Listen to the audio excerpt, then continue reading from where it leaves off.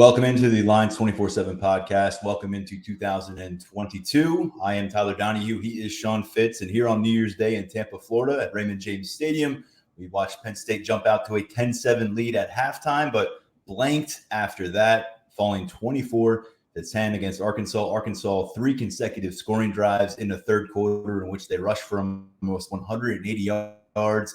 That was a momentum changer. Penn State cannot produce a spark offensively to provide an answer. Late turnover in the fourth quarter intercepted Sean Clifford in the end zone. That just about snuffed any chance for Penn State to rally. And Sean, you almost nailed this. You had Penn State at 10 points. You had Arkansas at 20. Arkansas scored a little more than you thought, but you were just about on the money. And I said it, if they come out of this game scoring 10 points, get ready for a long winter of discussions about Sean Clifford, Mike Yurcich, and what comes next.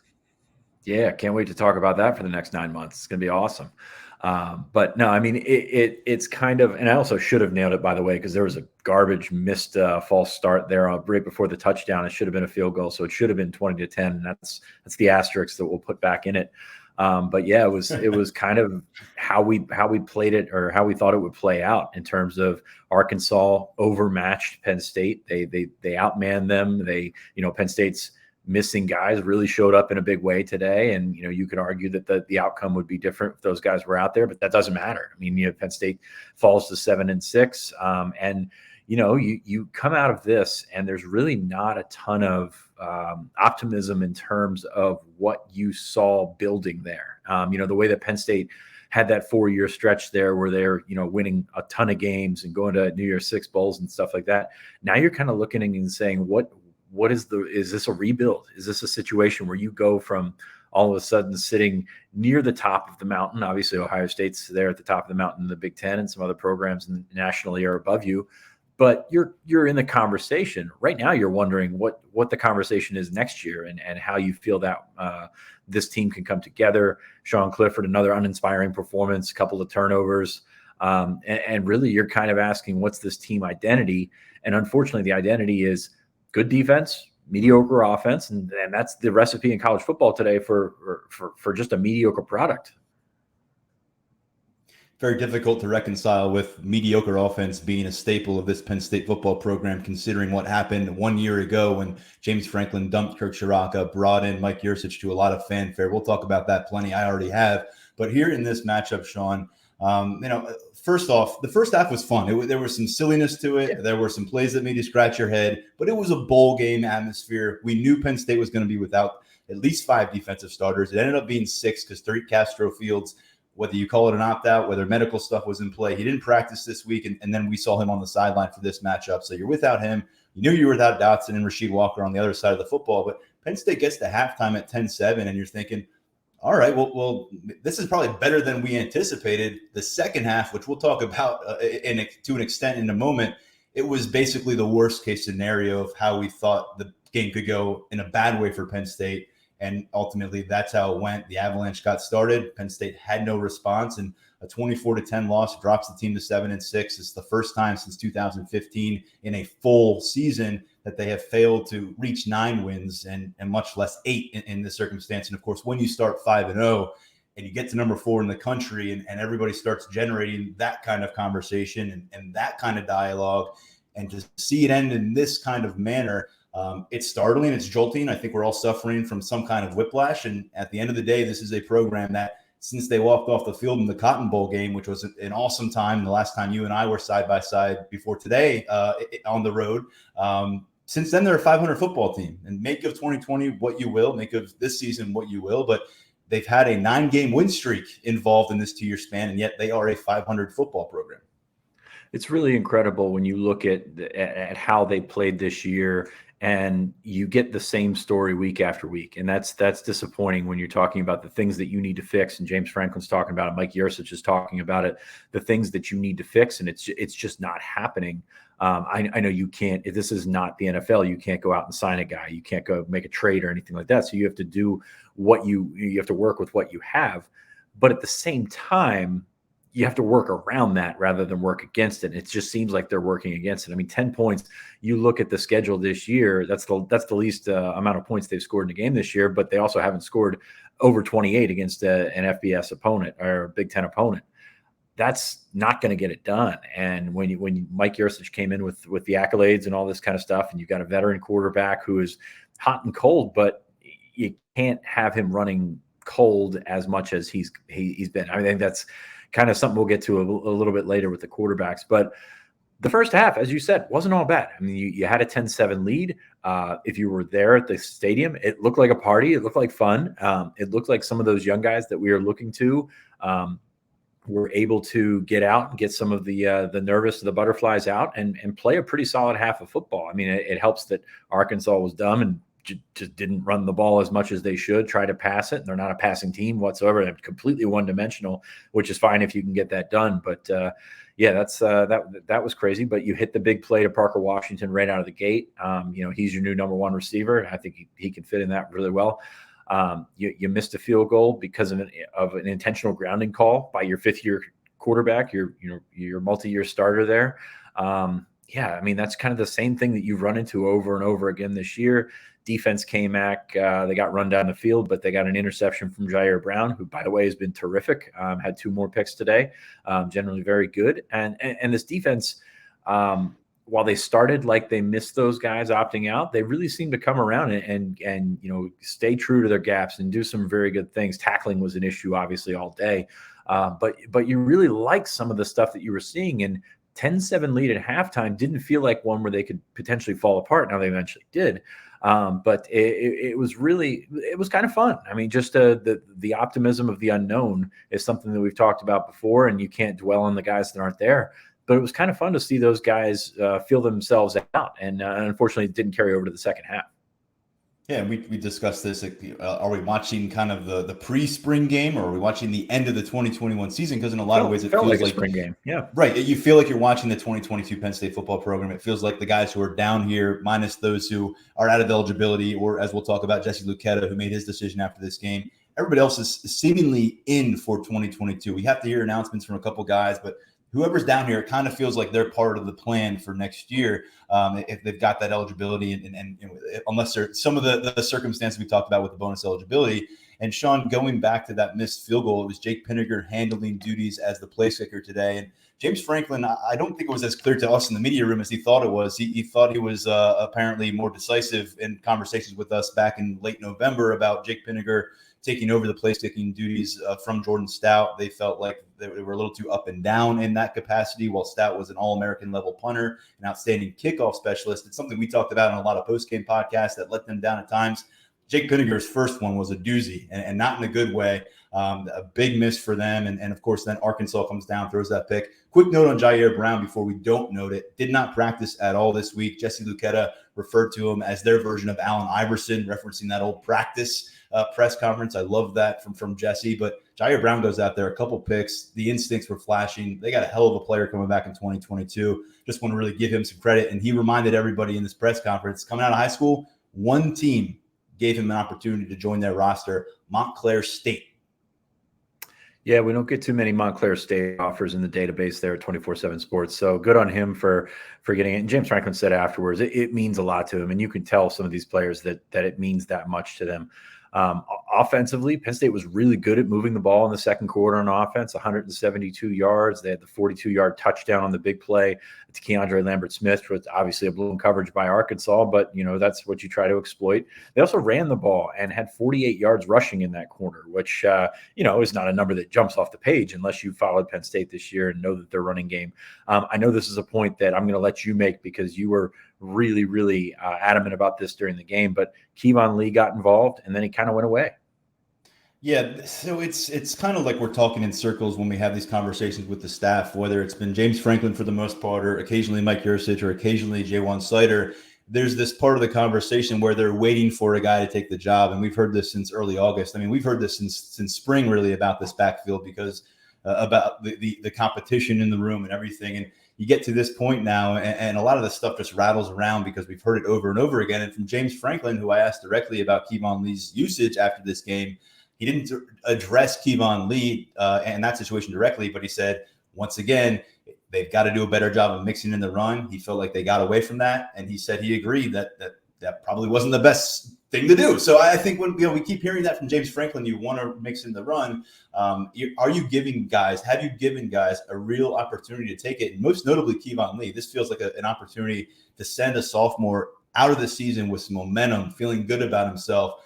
He talked a lot about it this week in practice, wanting to be the guy who went out there and got the 100-yard rushing game. And you look at what he did early in the matchup, Sean, when he was getting involved. He was the guy on the field for the first couple series. We saw some Noah Cain, but then it was Kevon Lee again. During that field goal drive that Penn State had that put them up 10-7, he had a couple big plays. He had a 25-yard run, a 15-yard catch. He had 5 touches and turned them into more than 50 yards midway through the second quarter. And then midway through the second quarter, we didn't see him touch the ball again until early in the fourth quarter in a matchup where you're missing Jahan Dotson. And this wasn't a situation where they found another hot hand. You had Noah Cain touching the ball 5 times. You had Devin Ford with 1 carry. For whatever reason, Mike Yurcich decided this was a game that it made sense to have Sean Clifford be the guy to try to elevate this offensive attack against Arkansas. And I just really have a hard time reconciling what this run game has turned into. And I have a hard time saying there's some kind of talent deficiency, because I've seen these guys play well in big matchups over the course of their career at different stages in college. And I've seen flashes from Kevon Lee most recently in the first half. And is he a finished product? Is he an all Big Ten caliber running back? I'm not saying that, but he certainly seemed to be what they were describing, the hot hand. And just when you were getting that heat, they put him on ice.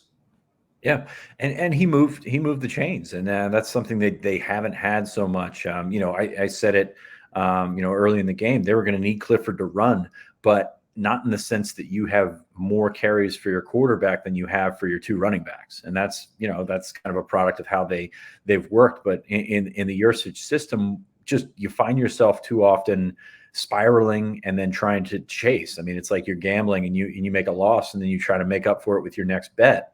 They do that with the passing game. I mean, that's really a tough way to try and stay on top of things, and it results in empty possessions. And I think that's kind of I think that's probably the theme for the offense this year, is so many empty possessions, whether it's getting down and not finishing and not executing. And I think a lot of it is execution. I think the middle part of that game, the second and third quarter, you saw some really good play calls and just missed throws and missed opportunities, maybe some drops. And, I think that's really what you've got with this offense in 2021, or last year, I guess now you could say, is just, there's a lot of empty possessions. And that's something where you can have those if you supplement it with big plays. We saw the Joe Moorhead offense did have empty possessions as well, but they were able to hit these chunk plays. And that's really not what you're getting with this offense right now.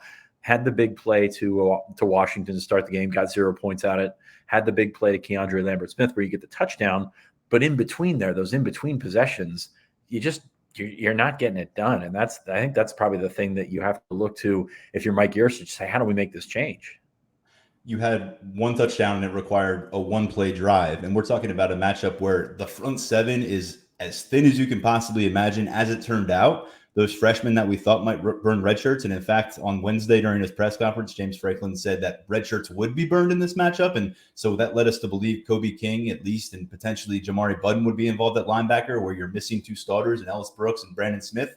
Nope. And the reasoning, James Franklin put it out there and he chose to go public with this. And I think it was an interesting decision, but he said it was the players' decision as to why they did not play. He mentioned that if there were some injuries accrued, and I guess he's talking about maybe Tyler Elsdon or Jesse Luketa or some of those others that were at Charlie Catchier, that they would have been involved. But he said it was a Kobe King / Jamari Budden decision as to why they weren't involved. So you had 2 starters opt out, and maybe opt-out's not the right word, but seems like 2 freshmen who maybe could have contributed against a team that put up 360-plus rushing yards against you, at least stepped aside or stepped back. And I thought that was interesting and maybe the kind of thing that happens inside team facilities. But for Franklin to mention that in a public forum, that one stuck out to me. I get what you're saying there, but at the same time, if he puts that out there like he did, you're doing right by your players. Now, that's how it's going to be interpreted by recruits and things like that. So you're adhering to the wishes of your players. And doesn't that open up Kobe and Jamari to some serious criticism? I mean, you've seen some of the stuff and everyone's got to deal with social media in their own way, but you've seen some of the opt-out reaction. Now let's get around with these two linebackers in a game where you were very thin at linebacker. And I don't mean to heap anything on these kids, but what we were said is they basically said, we'd rather have the opportunity to come back for a 5th year in 2025 than contribute in this matchup. I mean, that's essentially what we're talking about here. I mean, yeah, and who knows what it's going to look like 4 years or 5 years from now. But Right. yeah, no, I get what you're saying. I don't think they make a big difference in this game. I think it's kind of consistent with what we heard all year, especially with Kobe, because he played in the first 4 games or the first 3 games, or the first 5, for the first 5, and then we reported that he would prefer to redshirt. And is that the right call? I mean, I think that's a different conversation here, but is that the right call? Who knows? But yeah, they practiced a bunch. I will say we saw them in Tampa, Sean. They practiced a bunch. I mean, they got a bunch of reps. So it's not like these guys were on the sideline all month. They got a lot of extra reps. They got a lot of work with the 1s and 2s, but ultimately no work against an SEC opponent. And let's face it, this was a matchup where it was kind of all hands on deck in the front 7 for Penn State's defense. Yeah, I guess so. Yeah, I'll give you that one. I'm just sitting here thinking about the fake field goal and the punt, so I really don't have any answers for you on that one. That game James Franklin on that game got really, really dumb really fast. Franklin said afterwards that if they didn't get the look that they wanted, they didn't get the receiver open that they wanted, that you just chuck it deep and hope you get a pass interference or hope you get an interception. It went through the guy's arm. I didn't see a replay. I just watched it live. I don't know if he tried to drop it, or I'm sure his teammates were probably trying to level him if he did catch the ball. But that one did not work very well. There was no kind of no button that you could hit to abort it. And Jordan Stout just threw it up. Luckily, he was bailed out by Sam Pittman, who called a double pass, which, Arkansas is not a passing team by any stretch of the imagination. So double pass, who knows? They threw the pick to Jair Brown. You get Franklin off the hook. You get Pittman on the same page there. And then you end the half in a 10-7 game. And that you're actually feeling pretty decent. The worry there to me is Arkansas ran the ball a lot. Arkansas held the ball a lot. Penn State's defense was on the field a lot. So you're thinking at halftime, this might not be a good recipe for that Penn State defense that's thin already. Yeah, and then Arkansas brought the hammer. They ran the ball, I believe it was 8 consecutive plays to begin the second half, Sean, producing 91 yards and a touchdown on those 8 plays. And the first 7 of those was part of a 7-play, 75-yard drive. And KJ Jefferson was the MVP of this matchup, but it wasn't because of what he did with his arm. He did make a couple throws. He completed 14 of 19 passes, but it was, he was a big physical force, a formidable presence like we talked about. Smith Vilbert, who had a fantastic first half for this program at Penn State, said he's never seen a quarterback, never encountered a quarterback like a KJ Jefferson in terms of his size and what was required to bring him down in the open field. And so you had him. You had this. He was kind of had 2 running. Yeah. Right. Yeah. I mean, look, Will Levis. Yes, very much. There's something to be said about that. And then you had, so not only did you have him logging 20 carries, but you had multiple Arkansas players getting in and running backs getting into double-digit carries. And that started to pile on. And as well as some of these guys played in the first half. And I thought in particular, Jesse Luketa was flying around in the first half and doing an outstanding job communicating. And you had Smith Vilbert, who was kind of Jesse Luketa's understudy in a lot of ways during bowl preparation through film work and everything, stepped up to the plate in some ways. And Jordan Vandenberg, a guy that stepped up at defensive tackle. But there was only so many times you could be called upon to do it, which is the other thing offensively. When you're looking for complementary football, and we haven't found much of it from Penn State in 2021, look, the deal. What's going on the defensive side of the football? You're down your defensive coordinator. You're down 5 starters, a few All-American players, and Arkansas is going to keep running the ball and trying to wear you down on a hot day down in Tampa. And yet we see them try to put this game on Sean Clifford and his arm. Again, without Jahan Dotson, without Brenton Strange for much of this matchup. He was sidelined. Malik Mega was off the field, on the field a bit. And it just felt like you wanted to counter what Arkansas was doing with a bit of a ground game of your own. But as I said, Kevon Lee doesn't touch the ball for the entire third quarter. And along the way, Arkansas goes touchdown, field goal. And from there, it was like 14-point hole for Penn State. Forget about it. Arkansas just took the Illinois playbook. They went 199 yards in the third quarter. 176 of it was on the ground. And really, you look in the second half time of possession, 18-26 to 11-34. That's a product of that. I mean, you run the football, you sustain drives, and even if they weren't able to punch it into the end zone, you still put yourself in a position for some good field, some field position football, things like that. I think that's really what has been missing with Penn State, and it all starts with the run game. And then you get to Clifford, and he's just not particularly accurate. Wasn't good. And I say particularly just to soften the blow there, because he was all over the place. He threw the pick in the first half that was behind the receiver. His second one, not good at all. Just if you miss on that throw in the corner of the end zone, missed high, so your 6'6", tight end that can really move and jump has a shot at it. He didn't have a shot at it. He threw it under the cover two, and the safety came over and did what he was supposed to do. But that's kind of the whole thing. You heaped so much on Clifford, and we'll say the same thing we say every day. Credit for him for hanging in there, taking hits, being athletic, getting away, but it's just not enough. And that's really the disappointing thing, especially when you're looking at a sixth-year guy who's coming back next year. You've got those other quarterbacks in there.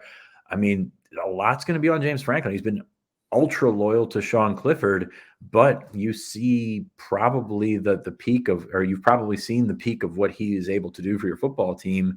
And that says to me, if you don't have some sort of competition, you're going to lose the rest of those guys.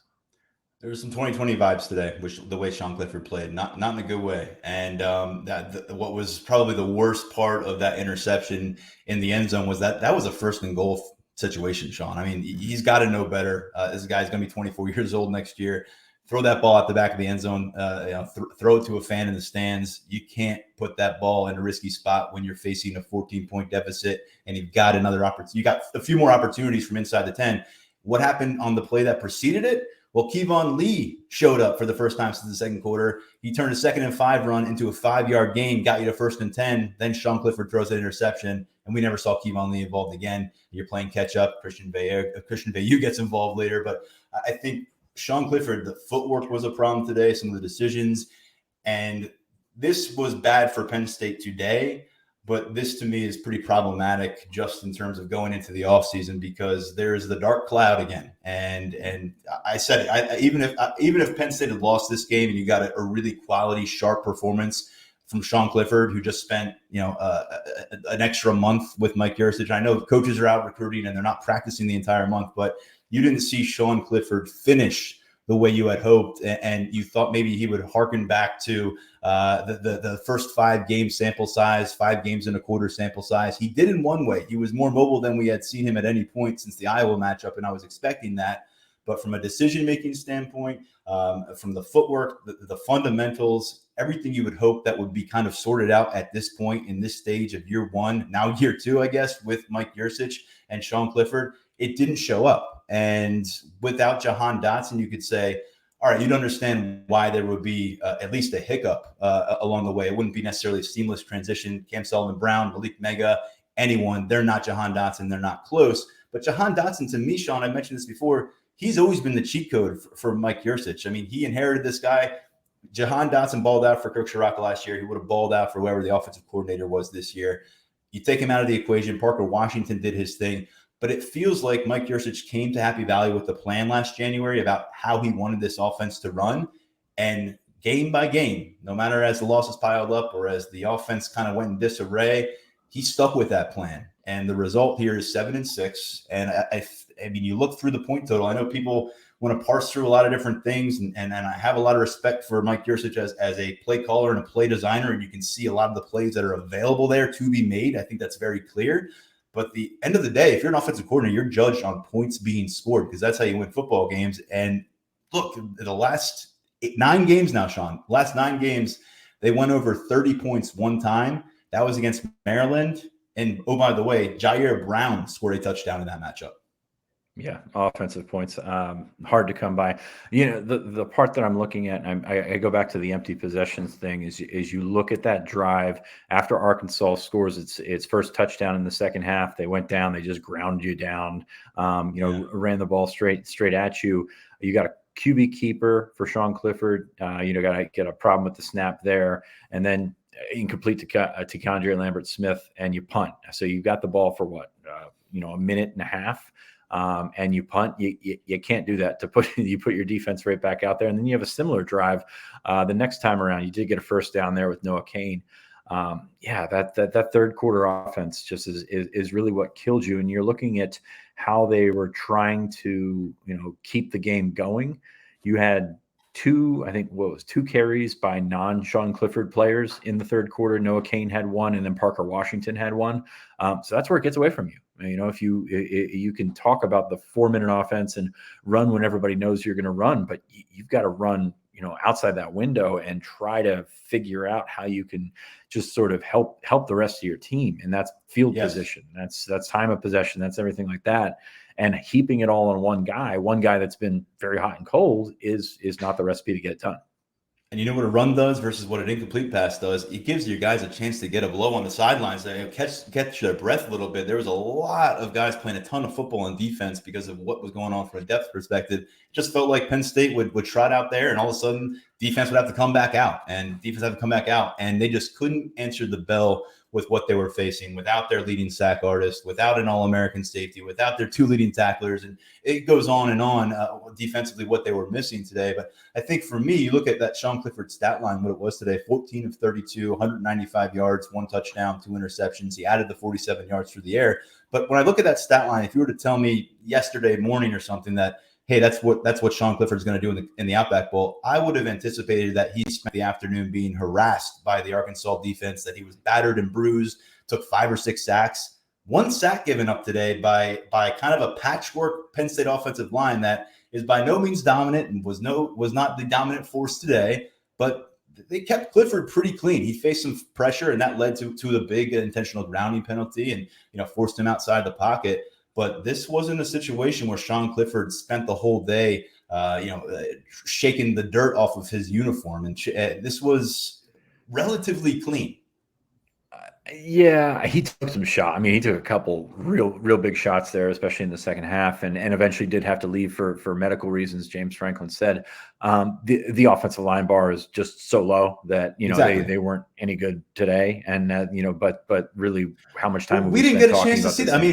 What gets an offensive line going, Sean? They like the run block. When you start generating momentum on the ground, that's where you really find yourself as an offensive line. Did they have an opportunity to even do that? Maybe a little bit in the second quarter, but that's another thing you take away from them. Offensive line want to keep going. Let's move the ball. Let's have some physicality. Let's get some confidence. And I think there was just an unwillingness for whatever reason to do that today. And as James Franklin said, he agreed that they did not do the job they needed to do in mixing in the run. And I feel like this is like the 5th consecutive Saturday of Penn State football game action where James Franklin has uttered that phrase or something similar. So I don't know if him and his offensive coordinator aren't on the same page, or if things kind of get away from them over the course of the game after planning all week. But that is something that is really difficult for us to hear on a daily basis. And I know for the fans, it is just excruciating. Yeah, because you hear the same thing over and over again, but the answers are not there, and the answers the results don't change. Arkansas 279 yards in the second half. Penn State 94 yards in the second half. Obviously, the time of possession, with the way that the Arkansas was running the ball heavily in the Razorbacks' favor. So I guess the question here, and we'll get to more big picture stuff next week. What do we take away from this? There's plenty that you can think of. I for one, fine with the first half. I thought they were in a pretty good spot, especially given the expectations that we leveled beforehand, in terms of that's the way to beat Penn State is grind them down and run straight at them. And Arkansas didn't really do that in the first half. It looked fun. If you were there, it looked like everybody was having a good time. I'm a big fan of this bowl for that reason. It seems more like a party than anything.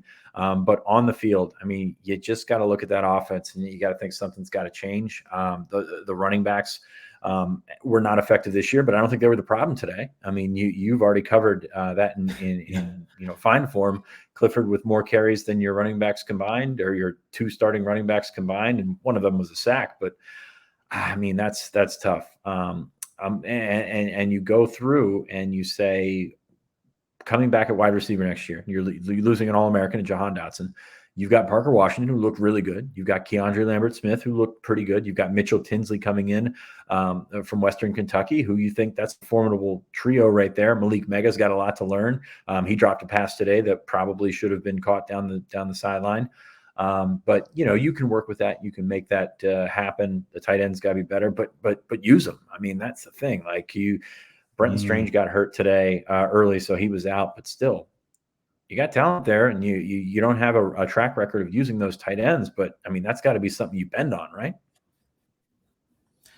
Yeah, Tyler Warren, 1 catch, 0 yards. Brenton Strain, 1 catch, -1 yards. Theo Johnson shut out of the box score. That can't happen to me. You've recruited too well at the tight end position. You have too much talent at that position, and you're down Jahan Dotson. You're not using the running backs. You're not using the tight ends. What are we doing? I don't know what you're doing. That seemed aggressive there, whatever that sound was. And it goes back in general to the offensive philosophy to hit those big plays, to hit those chunk plays. But if they're not there, what do you have? And that's really there's such a high and low about this offense where you hit those big plays, that big play to Keandre Lambert-Smith or that big play against Wisconsin to Jahan Dotson, but just the in-between possessions, you're not getting it.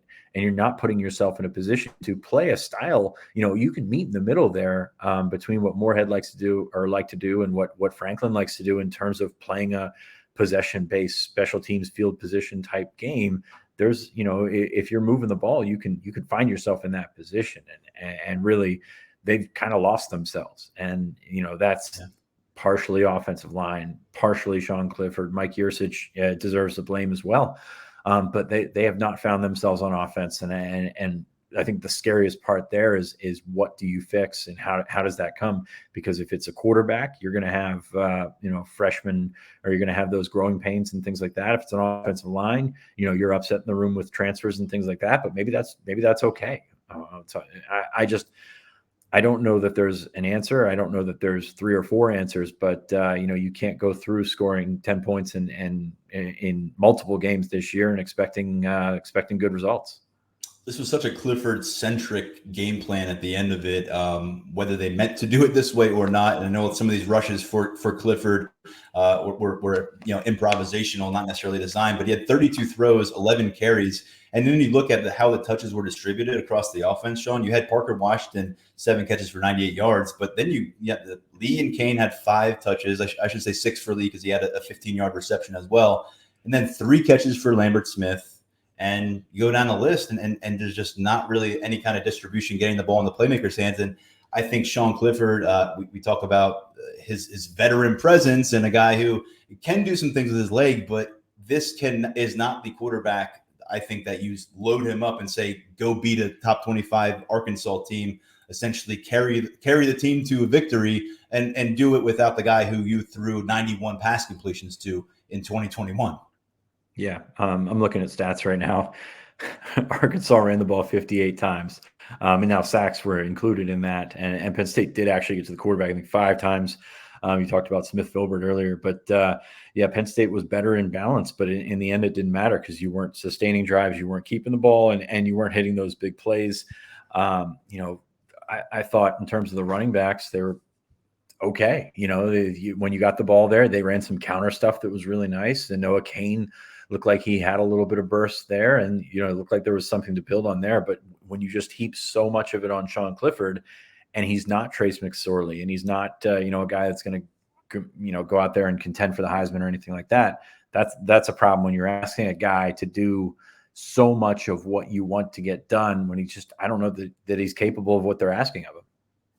And I'm certainly curious of where Ja'Juan Slider comes down on this kind of the dynamics that have happened. And we know how high he was on this room. It felt like, he was antsy to get into this season and start using all these weapons in his running back room, and to see where it ended up and to see the lack of usage in this particular matchup, and knowing what they have coming in just a matter of a week or so with Nicholas Singleton and Katron Allen.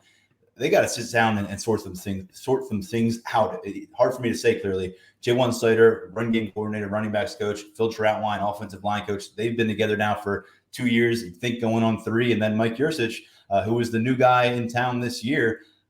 I don't know what was missing, but there was not a cohesion. And that's not just me saying, hearing things in the facility or anything. This is just me saying, I see the games and I see the lack of production and the lack of points. And I can't imagine J1 Sider is pleased with this. And I'm just really curious. It's going to be a hard discussion. I'd imagine there's going to be a lot of emotions that go into the autopsy of what happened offensively. And for Mike Yurcich, I don't necessarily know what the conversation is going to be like with James Franklin when they kind of sort through what went wrong, what went right, what they're going to bring into the 2022 season, what they're going to leave behind in 2021. But there is a lot to go through. And James Franklin, in so many ways, although he's got this new 10-year contract, in a lot of ways, he hitched himself to Mike Yurcich by making that bold, aggressive move last January.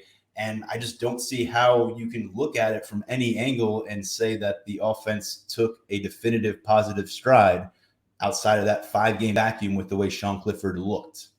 Yeah, you can't. I mean, there's no way around it. And I don't know that it's worth, trying to throw more words at it, because you right. just can't.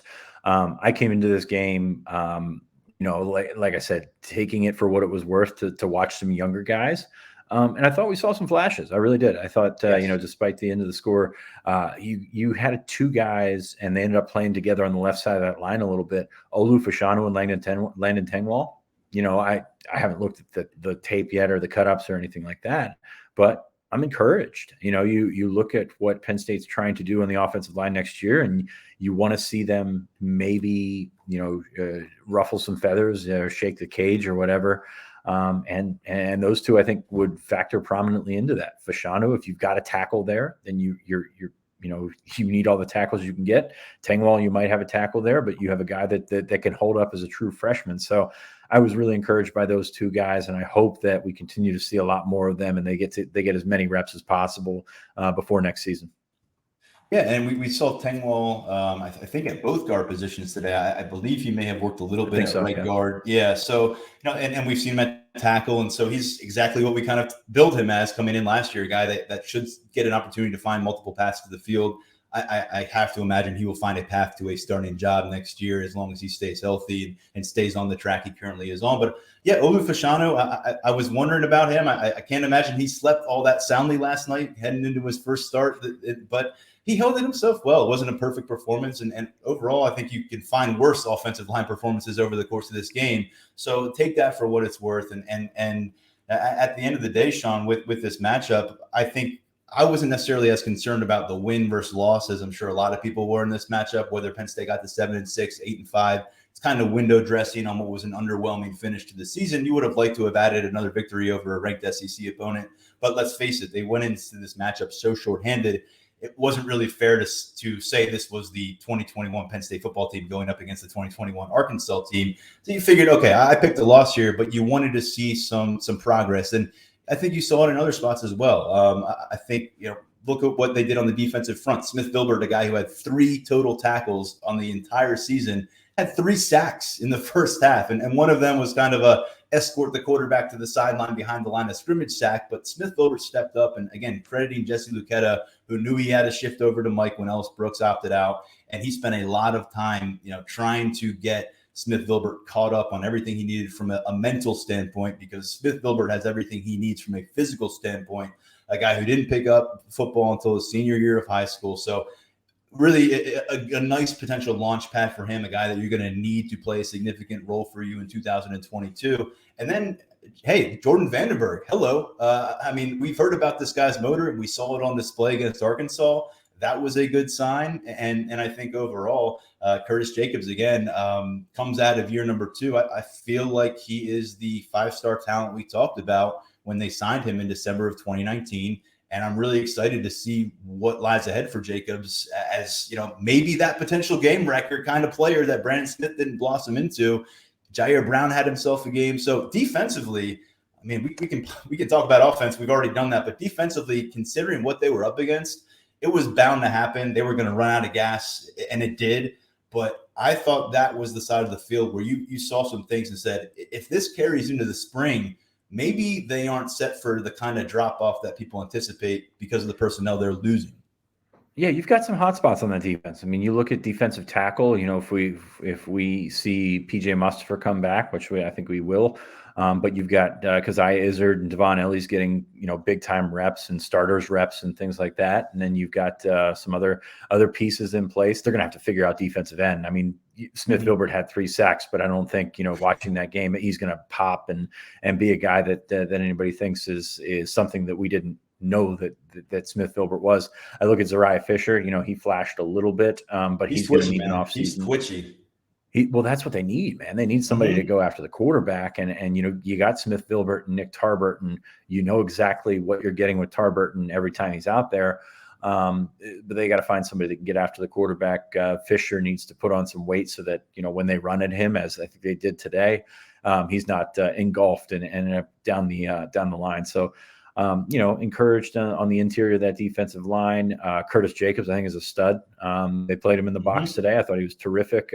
Just in terms of like running down that dude, he really did a great job playing it from that position. I think you play all 3 positions, all 3 linebacker positions for them. It's funny because you've got Jacobs and you don't think of him as a young guy. You don't think of Parker Washington and Keandre Lambert-Smith, 2 true sophomores as young guys, but they're kind of in that realm of players that you're feeling pretty good about the future. All over the roster, all over that depth chart. You've got holes that you've got to fill, and you've got questions that you have to answer. But some of those sophomores have done a really nice job.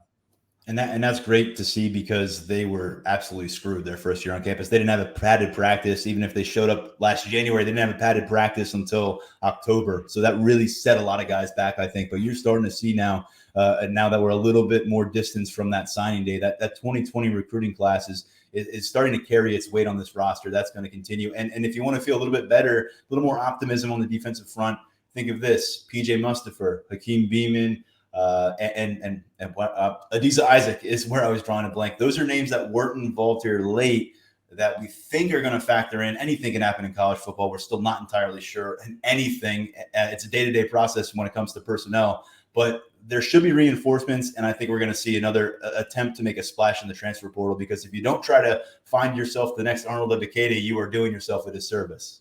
Yep, still looking at defensive end, still looking at linebacker. Those are the 2 big ones in terms of Penn State's priorities here. One reason for that, they will not have Jesse Luketa next year. An expected decision by Luketa, but he announced after the game he's going to the draft. As you know, we were big fans of Jesse Luketa here. I thought he had a terrific year. Again, I still think he could have grown a little bit more with an extra year, but not going to criticize that decision one bit, because he really showed, especially today, how much he is. I think he's improved as an overall football player. And I'll give you the floor for this one, because I know you got some Jesse thoughts. Well, think about this front 7 this year without Jesse Luketa. I mean, it's pretty scary. And this was a defense that for much of the year was among the nation's best in terms of allowing points and coming up with red zone stops. And he didn't have the gaudy statistics. He didn't have the highlight plays, but he was so important in stabilizing the situation when you lost guys from offseason injuries and preseason injuries. And he came up big today. And I think for a lot of fans out there, whatever you think of the opt-outs, I'm not one to criticize them, but I think Jesse Luketa won a lot of people over, and I think they'll remember the effort he gave today. What they're going to miss Jesse more than anything, I think, is when you're trying to come off of a season and a finish like this where you lost 6 of your last 8 games, your culture is shaking a little bit, and you need those guys who are the stabilizers in that regard. He fits that mold. I don't think he was actually a team captain this year. He was a team captain last year, but he's a team captain. And for him to now step aside, a guy who was a tremendous mentor, a guy who holds people accountable, isn't afraid to get in guys' faces, you take him out of the equation. This is just a team that really needs to be careful going into this next semester. They got to glue together instead of, becoming dysfunctional, because you can't feel good about how the season ended. And there's got to be hard feelings. They're going to take a little break. Everyone's going to decompress, hopefully exhale a little bit. And then you got to come back and you figure out what went wrong and how do we get it right. And that requires a lot of criticism and constructive criticism, and how you digest that and how you move forward with that determines a lot about the trajectory of this program. And without a guy like Jesse Luketa there, and we've talked about some of the other leaders they're losing, it's time for some players to step up. Yeah, they've got to cultivate a new Jesse Luketa, and I'm not really sure who that guy is going to be. I don't think Sutherland's that guy, even though he's coming back next year. Yeah, they've got to find some more guys. Mustafer's a big step forward. If you keep Mustafer, that's a tremendous step forward in that department, I think. No doubt, Yeah. no doubt. I mean, Yeah. he's an all Big Ten guy. Yeah, that's all the best to Jesse, no doubt. One more housekeeping thing before we let you go. Penn State picked up a commitment from Neo Avery. We'll talk about him more on the next episode. I'm a big fan of Neo Avery, a guy that can, could play legitimately at this level as a tight end or as an edge guy, as a defensive end. He's a high school quarterback, really, really athletic kid, great size, 6'4.5", 6'5". 225. Just really big Neo Avery fan. He's one of my favorite kids in the region, just because of a lot of the things I've seen on film, and some of the athletic numbers really stack up well. Good football player too, not just an athlete, not just a guy that's going to go out there and test really well. Sort of an anecdote here was he broke his hand this year, and as a quarterback, that's obviously not ideal. He went out and played defensive end without really playing it much before, and he was better than the guy on the other side, who's Dylan Gooden, who has a Penn State offer, who's a top 247 kid. So really like what Neo Avery brings to the table as an all-around football player, and the athleticism on top of that is fantastic. So huge pickup for Penn State. I think the ratings are kind of all over the place. Neo Avery, I think, is 116 in the 24/7 sports rankings, a little bit lower in the composite, but this is, to me, a really, really good pickup for Penn State. He's got a 92 rating, and like you said, it's a fun one. It's one where you can use your imagination, and depending on the coaching staff, and in this case, Penn State's, you kind of have one position coach make his case, the other position coach make his case, and then the head coach has to figure out where the guy ends up on the field. By the way, 2 weeks removed from signing the number 6 class in 24/7 sports composite ranking for the 2022 cycle, Penn State currently ranked number 3 in the 2023 recruiting class rankings. They are up to 6 commitments now with Neo Avery coming on board. Yeah, I'm sorry. I haven't even looked at the 2023 rankings yet, but no, it's a good start for Penn State. Obviously, the 5-star in Birchmeyer and Alex Birchmeyer, and Neo Avery. They're going to sign 12 tight ends this year, I guess. So that's kind of the direction that thing's going.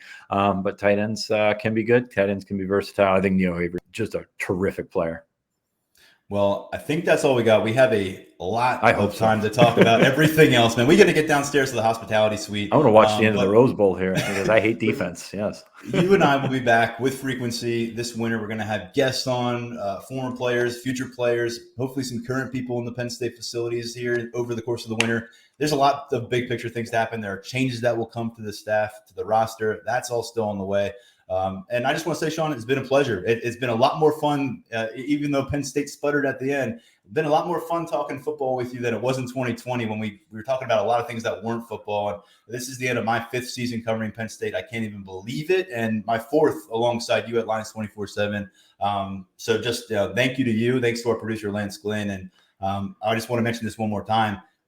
About 1.1 million downloads across platforms for our episodes, which I just shake my head at, and very appreciative to everyone out there who continues to tune in, especially those of you who tune in after the losses. Yeah, the therapy sessions, as those people like to call them, are often ones that it's very hit and miss in terms of whether people want to listen or not. But we are incredibly humbled by the support and the downloads and the YouTube and all the subscriptions and all that kind of stuff. It's really unbelievable. So happy New Year to everyone that's listening. If you're still with us listening, good for you, man, because it's almost 48 minutes of us blathering about this game, which was fun in some spots, not so fun in some other spots, but it's kind of following Penn State football. So thank you to everybody that has been listening all year long. All right, we're going to head back north. We'll talk to you guys real soon. Thanks for joining us from Tampa at the Outback Bowl. For Sean, I'm Tyler. This is the Lions 24/7 podcast.